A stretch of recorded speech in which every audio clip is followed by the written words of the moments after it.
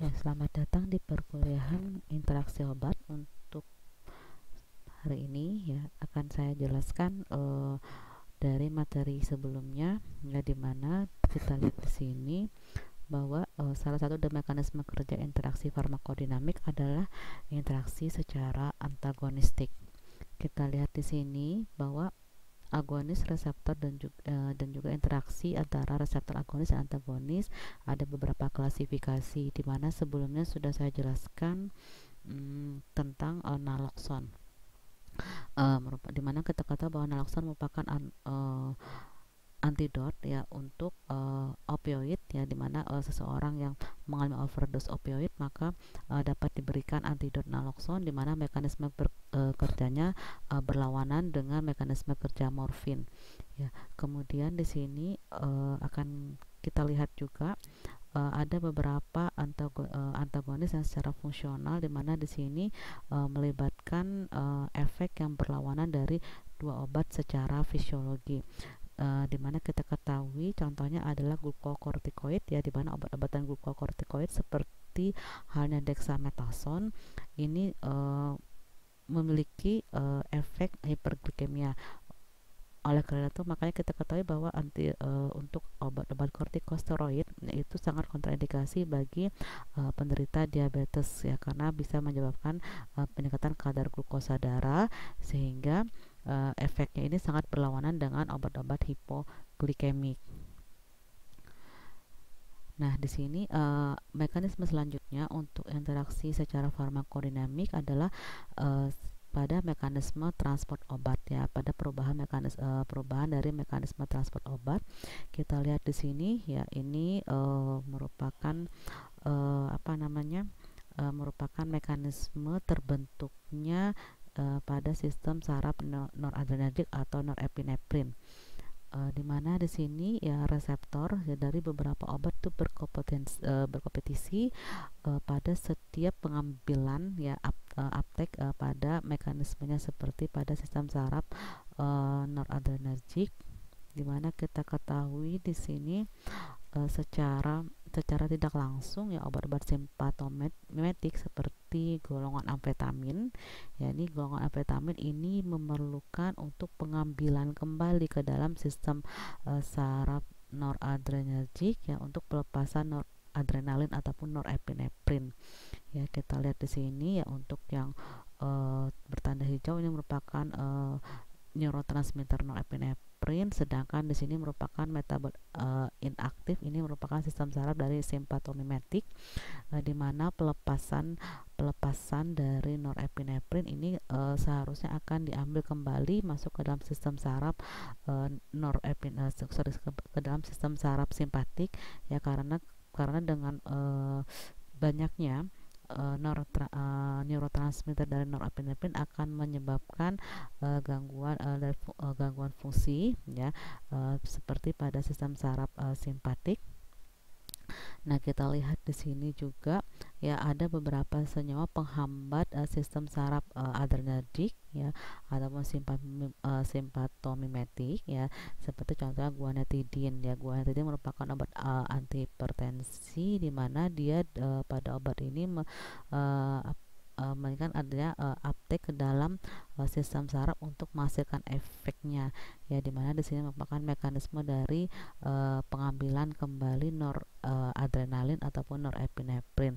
Sedangkan antidepresan trisiklik, ya, ini dapat menghambat proses pengambilan kembali, sehingga akan meminimalkan atau menghambat dari kerja obat dari guanetidin ini, ya. Jadi paham, jadi di sini ada beberapa interaksinya, ya, seperti misalnya guanetidin, ya. Jadi guanetidin ini merupakan obat antihipertensi, di mana mekanisme kerjanya di sini dia memerlukan pengambilan kembali, ya, dari neurotransmitter norepinefrin ini. Nah, sedangkan ketika guanetidin ini diberikan secara bersamaan dengan antidepresan trisiklik seperti amitriptilin, ya, ini dapat menghambat ambilan kembali dari norepinefrin, sehingga akan mengakibatkan menurunnya efek obat dari guanetidin ini. ya. Jadi ada beberapa, jadi ini merupakan salah satu mekanisme kerja dari interaksi obat secara farmakodinamik. Nah, kemudian kita lihat juga ya, seperti contohnya pentolamin. Ya, pentolamin merupakan suatu antagonis kompetitif di mana dia dapat meningkatkan jumlah dari katekolamin. Ya, katekolamin merupakan salah satu neurotransmitter ya. Kemudian pentolamin ini ya akan berakibat pada misalnya pada pemberian bersama dengan penoksibenzamin. Ya, penoksibenzamin merupakan antagonis non kompetitif. Nah, penoksibenazim ini dapat mengurangi efek maksimal dari obat ini ya, sehingga akan berhubungan dengan jumlah obat yang diberikan. Nah, pengambilan kembali dari katekolamin yang apa namanya yang terpisah ini pada reseptor adrenergik ini dicegah dengan pemberian kokain ataupun antidepresan trisiklik. Nah, sehingga uh, pemecahan atau pemecahan dari noradrenalin ataupun adrenalin ini juga dapat dicegah dengan monoamin oksidase ya, dengan inhibitor monoamin oksidase. Nah, ini salah satu dari mekanisme penghambatan secara transport obat ya, perubahan transport obat. Kemudian ada lagi beberapa obat yang dapat mempengaruhi dari elektrolit ya. Contohnya adalah seperti hipokalemia atau penurunan kadar potasium ya dalam tubuh. Ya, di sini dapat meningkatkan eksitabilitas dari jantung dan dapat mengurangi dari ambang batas dari aritmia, seperti contohnya diuretik ataupun kortikosteroid. Jadi pemberian diuretik, kortikosteroid ataupun insulin ini akan mengakibatkan terjadinya penurunan potasium dalam darah, yang akibatnya adalah tadi ini dapat meningkatkan stabilitas kerja jantung dan juga mengurangi dari ambang batas bahaya dari terjadinya aritmia. Kemudian pemberian diuretik hemat kalium ataupun suksametonium ini dapat mengakibatkan terjadinya peningkatan potasium di dalam darah ya. Apa akibatnya dari peningkatan potasium? Maka ini akan mengakibatkan terjadinya automatisitas dari jantung yang dapat membahayakan bagi tubuh. Ya, kemudian juga perubahan elektrolit dari reaksi obat seperti penurunan kadar natrium ataupun sodium ya. Di sini penurunan kadar sodium di dalam darah ini dapat menurunkan terjadinya berhubungan dengan anestesi lokal ya, di mana di sini seperti pemberian diuretik ataupun sulfonylurea. Selain itu juga ada beberapa obat-obatan yang dapat meningkatkan terjadi kadar sodium di dalam darah seperti mannitol, sodium bikarbonat dan juga salin hipertonik ya. Kita ketahui bahwa peningkatan kadar sodium dalam darah juga dapat mengakibatkan terjadinya peningkatan tekanan darah di dalam tubuh kita. Kemudian juga dari pemberian diuretik ataupun laksatif ini dapat mengakibatkan terjadinya penurunan kadar magnesium di dalam tubuh.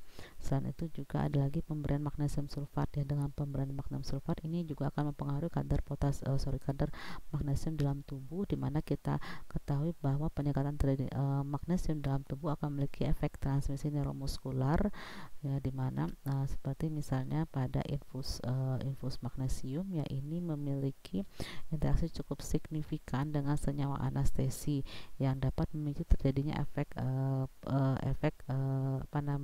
kerja jantung atau peningkatan cardiac output, yang tentu juga akan mempengaruhi dari mekanisme kerja anestesi ini. Nah, selanjutnya di sini akan saya jelaskan ada beberapa kasus ya, seperti pada materi bacaan ya, ada beberapa kasus yang berkaitan dengan interaksi interaksi obat secara farmakodinamik, yakni seperti interaksi pada yang berhubungan dengan platelet ya, yakni dengan pembekuan darah ya, dimana kita lihat di sini pada pemberian NSAID secara bersamaan ya, dimana di sini pemberian SAID ini dapat meningkatkan penghambatan dari sintesis tromboksan COX1 ya, sehingga juga dapat mengakibatkan terjadinya pendarahan gastrointestinal. Nah, seperti misalnya pada pemberian asetil salisilat ya dengan naproxen ya ataupun ibuprofen secara bersamaan ya, dimana asam asetil salisilat ya kita ketahui di sini pengikatan dengan COX-1 ini akan mencegah asam asetil salisilat ini terhadap proses asetilasi residu serin ya pada protein COX-1, di mana di sini kita ketahui bahwa penghambatan jangka panjang dari yang secara irreversibel untuk COX-1 yang dimiliki oleh tromboksan A2 pada sintesis tromboksan A2 melalui asam asetil salisilat ini dapat dicegah ya, sehingga resiko kerja jantung pada pasien ini pada CHD ya, pada penyakit jantung koroner ini tentu akan meningkat. Nah, kemudian bagaimana dengan pemberian NSAID dengan SSRI ya, atau contohnya citalopram. Nah, pemberian NSAID dengan citalopram ini akan menghambat transport serotonin ke dalam platelet. Ya, ini akan mengakibatkan terjadinya peningkatan pendarahan. Ya, dimana di sini kita lihat kegagalan platelet ya, pembekuan efek pembeku darah dengan pemberian SSRI ini ya, ini akan mengakibatkan resiko pendarahan disebabkan karena merupakan seperti dengan pemberian antagonis vitamin K seperti warfarin. Nah, kemudian juga bagaimana dengan interaksi dengan sistem vaskular. Nah, di sini kita lihat bahwa NSAID juga dapat mengurangi efek dari ACE inhibitor ya, zat antiinflamasi melalui dengan cara apa? Dengan cara pada perfusi glomerulus pada di ginjal ya, dimana kita ketahui NSAID ini merupakan penghambat prostaglandin ya, sedangkan kita ketahui bahwa mekanisme dari kerja ACE inhibitor ini adalah peningkatan dari pembentukan prostaglandin, karena kita ketahui efek dari prostaglandin adalah penurunan tekanan darah, sehingga ketika pemberian NSAID dengan ACE inhibitor secara bersamaan maka tentu akan mengakibatkan terjadinya efek pengurangan terhadap kerja ACE inhibitor ini. Nah, selain itu juga kombinasi ACE inhibitor dengan diuretik hemat kalium ataupun amiloida juga ini dapat meningkatkan terjadinya retensi potasium ya, sehingga apa akibatnya? Maka ini tentu akan mengakibatkan terjadinya hiperkalemia atau peningkatan kadar potasium dalam darah yang juga akan mengakibatkan bahaya bagi kerja jantung itu sendiri. Nah, ada lagi juga interaksi lainnya dengan menghambat sistem renin-angiotensin ya, di mana sini efeknya dari antagonis aldosteron dari ACE inhibitor dan juga antagonis reseptor angiotensin 1 ya, ini juga dengan kombinasinya dengan diuretik hemat kalium ini dapat memicu terjadinya peningkatan kadar potasium yang cukup signifikan, dan bisa juga terjadinya gagal ginjal ketika pemberian bersamaan dengan diuretik ataupun antagonis aldosteron seperti contohnya spironolactone. Nah, ini ada tabel ya, beberapa contoh interaksi farmakodinamik secara aditif ataupun antagonis ya. Untuk yang aditif seperti misalnya ini saya lihat saya berikan contohnya pemberian NSAID dengan SRI ya, dan ini tentu akan meningkatkan risiko pendarahan, dimana kita ketahui bahwa NSAID sendiri itu juga dapat memicu terjadinya bleeding pada gastrointestinal ya, sehingga dengan pemberian SSRI secara bersamaan tentu akan meningkatkan risiko pendarahan akibat pemberian dari NSAID. Sama juga dengan pemberian SAD dengan glukokortikoid seperti contohnya kortikosteroid ya, tentu ini juga dapat mengakibatkan memicu terjadinya pendarahan. Maka oleh karena itu ketika pemberian NSAID dengan bersamaan dengan kortikosteroid seperti dexamethasone, maka tentu perlu kita amati ya, ataupun bisa terjadi dengan pemberian uh, pemberian dengan jeda waktu ya untuk mengurangi resiko terjadi pendarahan pada lambung. Kemudian juga di sini ketika ACE inhibitor diberikan bersama dengan spironolakton atau diuretik hemat kalium